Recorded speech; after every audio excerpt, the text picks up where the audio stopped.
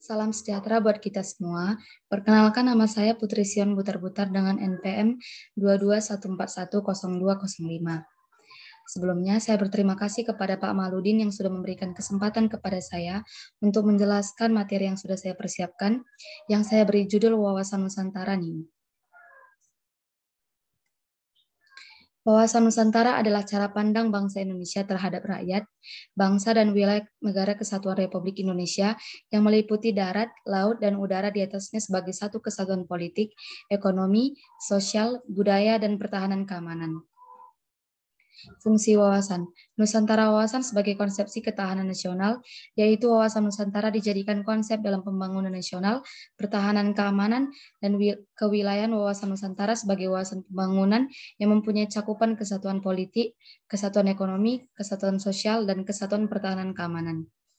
Wawasan Nusantara sebagai wawasan kewilayahan sehingga berfungsi dalam pembatasan negara agar tidak terjadi sengketa dengan negara tetangga. Wawasan Indonesia dan luas dan indah. Wawasan atau wilayah Indonesia luas terbentang dari Sabang sampai Merauke yang memiliki lautan yang luas dan daratan yang luas.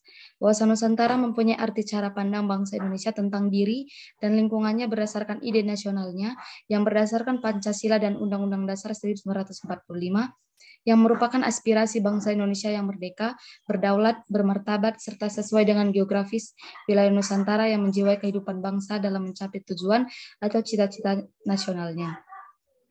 Wawasan Nusantara telah diterima dan disahkan sebagai konsepsi politik kewarganegaraan yang tercantum dalam beberapa ketetapan sebagai berikut. A. Ketetapan MPR nomor 4 atau MPR atau 1973 tanggal 22 Maret 1973. Yang B.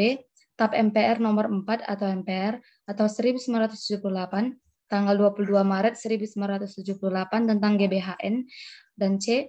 TAP MPR nomor 2 atau 1983 tanggal 12 Maret 1983 mengenai ruang lingkup dan cakupan wawasan Nusantara dalam tahap MPR 1983 dalam mewujudkan tujuan pembangunan nasional disebut sebagai kesatuan politik, kesatuan ekonomi, kesatuan sosial budaya, dan kesatuan pertahanan keamanan.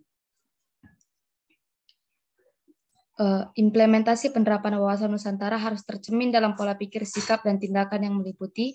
Yang pertama, implementasi wawasan Nusantara dalam kehidupan ekonomi akan menciptakan tatanan ekonomi yang benar-benar menjamin pemenuhan dan peningkatan kesejahteraan dan kemakmuran rakyat yang secara merata dan adil.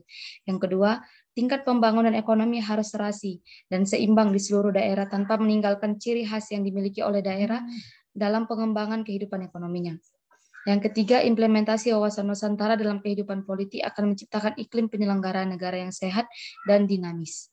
Yang keempat, implementasi wawasan Nusantara dalam kehidupan sosial budaya akan menciptakan sikap batiniah lahiriah yang mengakui, menerima, dan menghormati segala bentuk perbedaan.